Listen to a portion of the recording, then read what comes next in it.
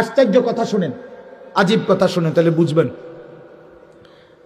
প্রতিটা মানুষের খাবার পানি মানুষ এই মুখ দিয়েই তো খায় না, কথা বলেন না?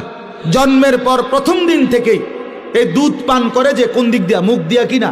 কিন্তু আশ্চর্য হলো, মায়ের পেটে বাচ্চা যখন থাকে তখন বাচ্চার খাবার হিসাবে আল্লাহ তাআলা মায়ের নাপাক রক্ত, যেটা মহিলাদের পেটে বাচ্চা আসলেই মাসিক ঋতুস্রাব বন্ধ হয়ে যায়, যতদিন বাচ্চা না হয় ততদিন আর মাসিক ঋতুস্রাব হয় না, মাসিক রক্ত বের হয় না।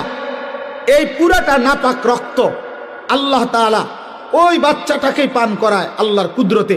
কিন্তু মজার বিষয় হলো, আমরা একটা কিতাবে পড়ছি, সাহাল ইবনে আব্দুল্লাহ তুস্তারি এক বড় বুজুর্গ ছিলেন, উনি এ কথা বলছেন যে হে আল্লাহর বান্দা শুনো, এই জিহ্বাকে আল্লাহ তাআলা এতটা পবিত্র বানাইছেন, এই ঠোঁট আল্লাহ এতটা পবিত্র বানাইছেন, এই জবান আল্লাহ তাআলা এতটা পবিত্র বানাইছেন। মায়ের পেটের 9 মাসের সন্তানের খাবার যেহেতু নাপাক রক্ত, এই জন্য আল্লাহ তাআলা ওই রক্তটা মুখ দিয়া, জিহ্বা দিয়া, ঠোঁট দিয়া পান করায় না, নাভির সাথে আলাদা একটা লাইন করে দিয়া ওই 9টা মাস মায়ের নাপাক রক্ত নাভির মাধ্যমে আলাদা পাইপ দিয়া আল্লাহ তাআলা সন্তানের মধ্যে পৌঁছায়।